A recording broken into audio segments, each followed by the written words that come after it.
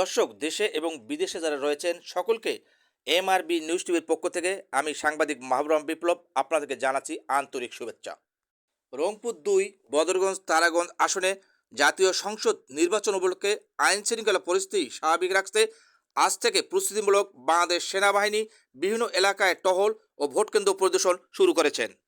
৬৬ পদাতিক ডিভিশনের ৭২ ব্রিগেডের দায়িত্বপূর্ণ এলাকা বদরগঞ্জ ক্যাম্প কমান্ডার ক্যাপ্টেন মা আরিস বিন বাশারের নেতৃত্বে বদরগঞ্জ থানার গুরুত্বপূর্ণ বাজার, লোকালয়ে মাদক, অবৈধ অস্ত্র এবং আইন শৃঙ্খলা নিয়ন্ত্রণে নিয়মিত টহল, মোবাইল চেকপোস্ট স্থাপন সহ জননিরাপত্তা নিশ্চিতে বিভিন্ন কার্যক্রম পরিচালনা করছে।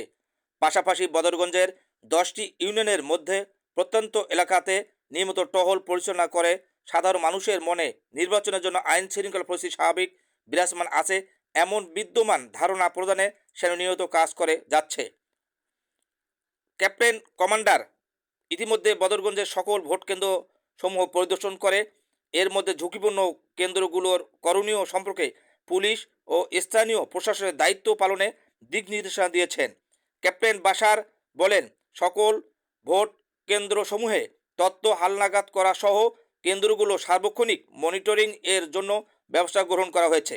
ক্যাম্প কমান্ডার আরও বলেন, বর্তমানে বদরগঞ্জ থানার সার্বিক পরিস্থিতি স্বাভাবিক আছে, তবে যে কোনো অস্থিতিশীল পরিস্থিতি মোকাবেলার জন্য বাংলাদেশ সেনাবাহিনী সদা প্রস্তুত রয়েছে। এদিকে রংপুর ২ বদরগঞ্জ তারাগঞ্জ আসনে জাতীয় সংসদ নির্বাচন উপলক্ষে বদরগঞ্জ সরকারি ডিগ্রি কলেজে সেনাবাহিনী ক্যাম্প স্থাপন করা হয়েছে। মাহবুব রহমান বিপ্লব, এমআরবি নিউজ টিভি।